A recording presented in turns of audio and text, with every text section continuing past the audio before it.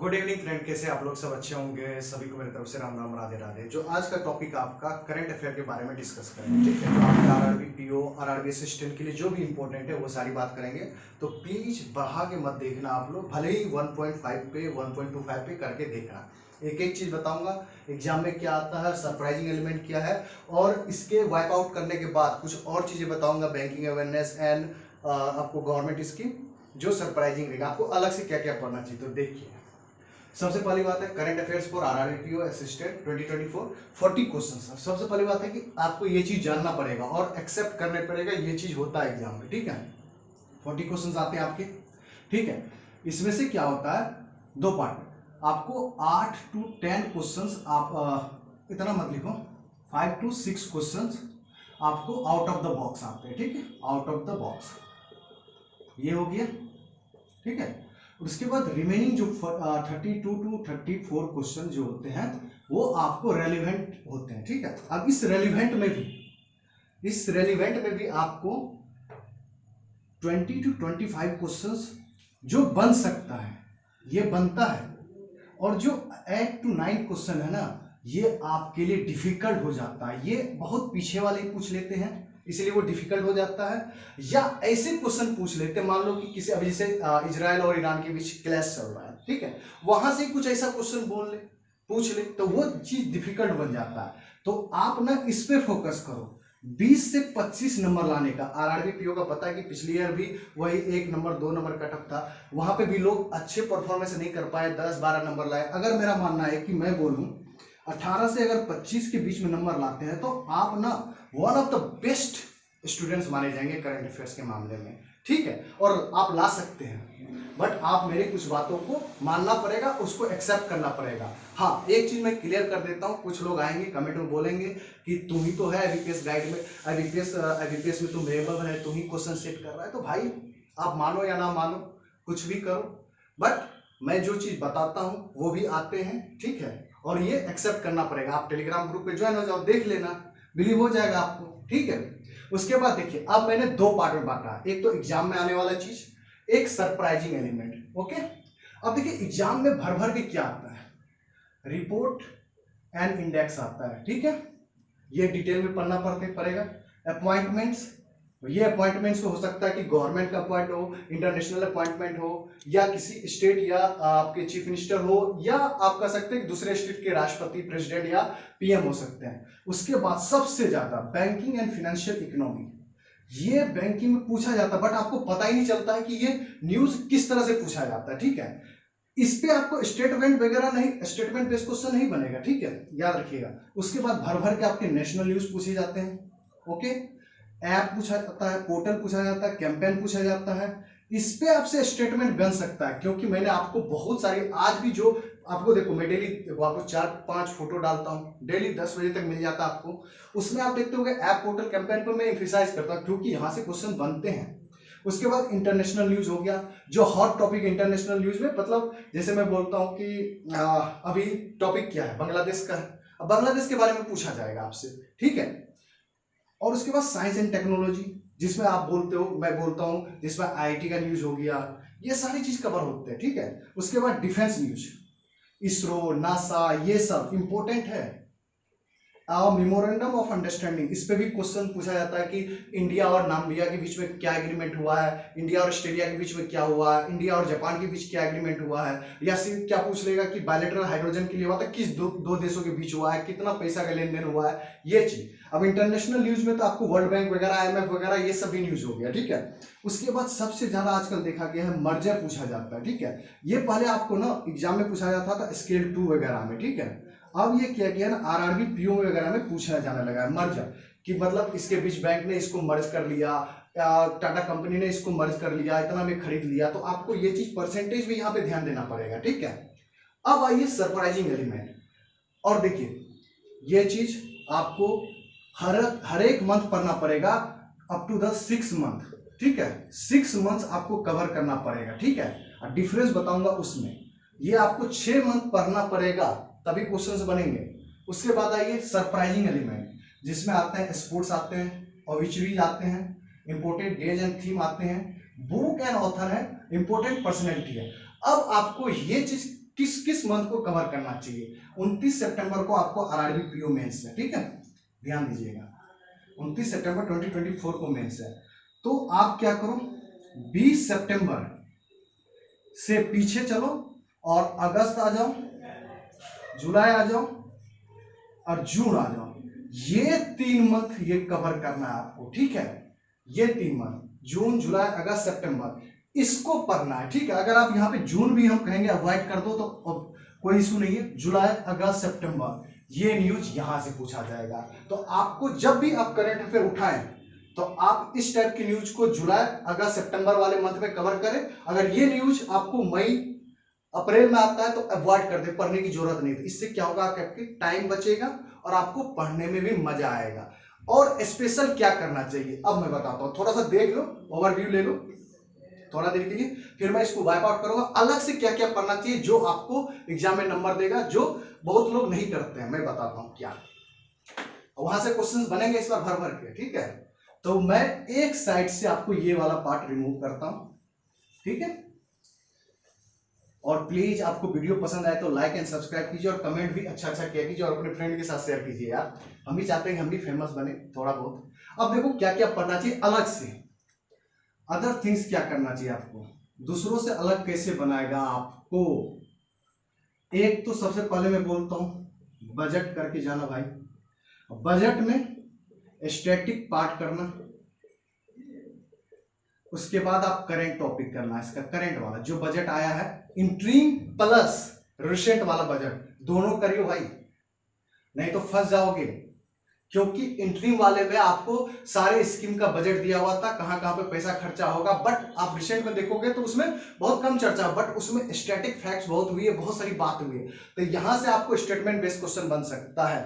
But RBI grade B में तो आना ही आना है, सेबी में तो आता ही आता है, और सीबीओ में तो आना ही आना है, और उसके बाद स्केल 2 जीबीओ ये सब में तो आना ही आना है, वहां तो बनता ही बनता। अब बट आप करेंगे। दूसरी थिंग आपको क्या करना है, गवर्नमेंट स्कीम करनी है, ठीक है, विद डिटेल में करना है, static plus recent government scheme, static और रिसेंट। रिसेंट में मैं बोलता हूं कि जैसे कोई स्टेट गवर्नमेंट लॉन्च कर दिया, जैसे अभी झारखंड थोड़ा सा मेहरबान है, Jharkhand government launch 2-3 scheme launch किया है, और आप देखोगे यूपी में लॉन्च हुआ है, महाराष्ट्र ने लॉन्च किया है, जम्मू कश्मीर वगैरह में हुआ है। उसके बाद स्टेटिंग में मैं बोलता हूँ, जैसे मैं बताऊँ प्रधानमंत्री आवास योजना, PMAY, और आपको बोलता हूँ कि जीवन ज्योति बीमा योजना, जीवन ज्योति बीमा योजना, इस टाइप की स्कीम को आपको कवर करना पड़ेगा। तो मैंने आपको मिनिस्ट्री ऑफ फाइनेंस वाला अलग से सारे 4 पार्ट में ऑलरेडी करवा चुके हैं, पेड वाले में मैं अपना जो पेड देता हूं उसमें। तो मैं क्या करूंगा, ये गवर्नमेंट स्कीम की ना एक लिस्ट आपको मैं एक शॉर्ट्स वीडियो के थ्रू लिख के दे दूंगा, आप देख लेना, उसको नोट कर लेना, और जहां से भी मौका मिले पढ़ लियो। नहीं तो अगर मेरा पेड लेते हो तो उसमें तो ऑलरेडी आपको दिया जाता ही है। जिसको मिला है प्लीज कमेंट करेंगे यस गवर्नमेंट स्कीम मेरे को मिला है और मैंने पढ़ा है और अच्छा नंबर आया है। क्योंकि NICL जो असिस्टेंट हुआ था उसमें 5 से 6 क्वेश्चन आपसे पूछा गया था। ओके, अब ये तीसरी चीज क्या करना चाहिए, बैंकिंग एंड फाइनेंशियल अवेयरनेस। वहां पे बैंकिंग वो वाला बैंकिंग नहीं, ये स्टैटिक बैंकिंग की बात हो रही है, स्टैटिक बैंकिंग। अब इसमें मैं कुछ टॉपिक्स बताता हूं, आप कर लियो, ठीक है। सबसे पहले है मॉनेटरी पॉलिसी, क्या है कि मॉनेटरी पॉलिसी आपको स्टैटिक भी करना पड़ेगा, करंट भी, क्योंकि आज ही मॉनेटरी पॉलिसी हुआ है जो 50th मीटिंग था, और 9th कंसेक्यूटिव अभी 9th लगातार 9वां जो है अभी मीटिंग हुआ, उसमें आपको रेपो रेट में कोई चेंज नहीं हुआ, ठीक है। तो ये आपको पढ़ना पड़ेगा। दूसरा कैपिटल मार्केट जो सेबी के अंदर में आता है, एंड मनी मार्केट, ठीक है, ये पढ़ना पड़ेगा, क्योंकि मनी मार्केट में ही आपको तो CD ये सब आता है, commercial paper, certificate of deposit, treasury bills, ये सब तो पढ़ना पड़ेगा ना, ये चीज पढ़ना पड़ेगा आपको। तीसरा आपको पढ़ना पड़ेगा PSL, प्रायोरिटी सेक्टर लैंडिंग। अब इसमें PSL इसलिए मैं बोलता हूं क्योंकि यहाँ पे शॉर्टेज ऑफ मनी जब होता है, जब गवर्नमेंट पैसा देता है या बैंक पैसा देता है, तो वो जब बैंक पैसा फिलअप नहीं कर सकता है प्रायोरिटी सेक्टर लैंडिंग के तहत, तो वो पैसा किससे भरवाता है, आप सुने होंगे SIDF के तहत, RIDF के तहत, तो वही चीज वहां पे पढ़ना पड़ेगा, ठीक है। तो वहां से ये सब क्वेश्चन बनते हैं, ये चीज पढ़ना पड़ेगा आपको। और आप क्या कर सकते हैं, आप कर सकते हैं मर्जर ऑफ बैंक्स पढ़ सकते हैं, ठीक है, मर्जर्स ऑफ बैंक्स। क्योंकि मर्जर ऑफ बैंक्स इसलिए बोल रहा हूं क्योंकि आप देखे होंगे कि टॉप 5 बैंकिंग का जो लिस्ट होता है ना, आपसे पूछा जाएगा कि बैंक ऑफ बड़ौदा का रैंक बता दो, किस बैंक में इसको मर्ज किया गया, इस टाइप के। ओके, और मैंने बोला था ना कि कुछ आपको सरप्राइजिंग बताऊंगा, ठीक है। वो चीज सरप्राइजिंग क्या है जो आपको पढ़ना पड़ेगा। अभी हुआ लोकसभा का इलेक्शन और आपको पढ़ना पड़ेगा न्यू पोर्टफोलियो सबका, क्योंकि इसमें मिनिस्ट्री आपको पढ़ना पड़ेगा और आप किस लोकसभा क्षेत्र से बिलोंग करते हैं ये भी पढ़ना पड़ेगा। यही तो ट्विस्ट है, ये लोग इग्नोर कर रहे हैं क्योंकि उन्हें लगता है कि अरे भाई ये पढ़ के क्या करूंगा। और यहीं पे तो आपको जीके भी पूछेगा, बिहार में लोकसभा सीट कितना है, महाराष्ट्र में कितना है, यूपी में कितना है, आपका जो बड़ा राज्य है वहां से पूछा जाएगा, किस आर्टिकल के तहत मेंशन है, ये पूछा जाएगा भाई। ये चीज नहीं करोगे तो फंस जाओगे गाड़ी। यहीं से 2-3 क्वेश्चन बनेंगे। और मिनिस्ट्री ऑफ स्टेट पढ़ना है, लोग देखो क्या पढ़ेगा, लोग पढ़ेगा आपको डिफेंस मिनिस्ट्री के बारे में, but ministry of state ministry of defence पढ़ना जरूरी है क्योंकि वहीं से तो बनेंगे क्वेश्चन। और जो नया मिनिस्ट्री बने उसको करना है आपको, मैं बार बार बोल रहा हूँ, ये चीज करना पड़ेगा आपको, यही चीज पे डिफरेंस करना पड़ेगा, थोड़ा सा टाइम निकालना। अब आते हैं कि वे ऑफ कैसे कवर कर सकते हैं, ठीक है। चलिए, मैंने आपको सारी चीज बता दी, सारी चीज बताऊंगा भाई इस वीडियो में, टेंशन मत लेना। देखो, एक मंथ का उठाइयो, करंट अफेयर। जैसे मैं बोलता हूं कि मई का उठा लिया आप, इसको 7 डेज फिक्स कर दो, 7 डेज में फिक्स करो कि 7 डेज में पढ़ूंगा, पूरा वीक पढ़ूंगा, 1 मंथ को कवर करूंगा। ओके, फिर उठा लो दूसरे मंथ का उठा लो, मान लो कि जुलाई उठा लिया, इसको भी करो 7 डेज और अच्छे से पढ़ियो। और यहां पे जो क्वेश्चन आपको याद ना होना उस पे रेड कलम ऐसे से स्टार मार्क कर देना, स्टार मार्क कर, मान लो कि आपसे वो याद ही नहीं हो रहा है, कंफ्यूजिंग हो रहा है, मुझे ये डेटा ना समझ नहीं आ रहा है, तो ये स्टार कर लियो। क्योंकि जब आप लास्ट मोमेंट रिवाइज करोगे ना प्री के रिजल्ट के बाद या आप 10 डेज बचेगा, तो इस टाइप के क्वेश्चन पे ज्यादा फोकस रखियो, क्योंकि आरआरबी ने आपको data base and statement base ज्यादा क्वेश्चन पूछते हैं, तो उस पर आपको फोकस रखना पड़ेगा, ठीक है डियर। तो ये चीज हो गया, तो इस तरह से आप कवर कर सकते हो। अब कहां से पढ़ सकते हो, देखो मैं जो करता हूं वो मैं पढ़ता हूं अभिजीत मिश्रा सर से, ठीक है। हमको बहुत पसंद है क्योंकि इनके पढ़ाने का स्टाइल, टीचिंग स्टाइल, सारा चीज पसंद है। उसके बाद जो बैंकिंग अवेयरनेस समझाते हैं ना भाई, आज ही देखो ना कॉलेबल बॉन्ड पढ़ाया है, कितना शानदार ढंग से पढ़ाया है। 81 बॉन्ड क्या होता है, उसी को हम परपेचुअल बॉन्ड कहते हैं। यल टू यल क्या होता है, वो चीज सारी चीज पढ़ाते हैं यार। जब आप पढ़ोगे ना तो लगेगा कि क्या चीज पढ़ रहे हैं यार, मतलब डूब जाओगे। जैसे सॉन्ग सुनते हो तो कैसे उस गाने में बह जाते हो, उसी तरह सर से जब बैंकिंग अवेयरनेस पढ़ोगे ना तो डूब जाओगे। तो इसीलिए मैं बैंकिंग अवेयरनेस, मेरा भी आप देखते होगे जब भी आप कोई पूछते हो मेरे से, मैं कितना अच्छा एलिबोरेट कर देता हूँ, इसीलिए मैं इंटरव्यू क्लासेस वगैरह भी लेता हूँ, ठीक है।